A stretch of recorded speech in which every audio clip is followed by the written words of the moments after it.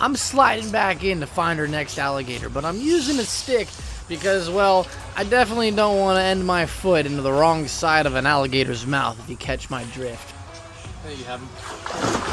Ooh, time to go. Ooh, hits the cinder block. Don't worry, everybody. The cinder block is fine. Just a little bit of emotional damage. Where's that one going?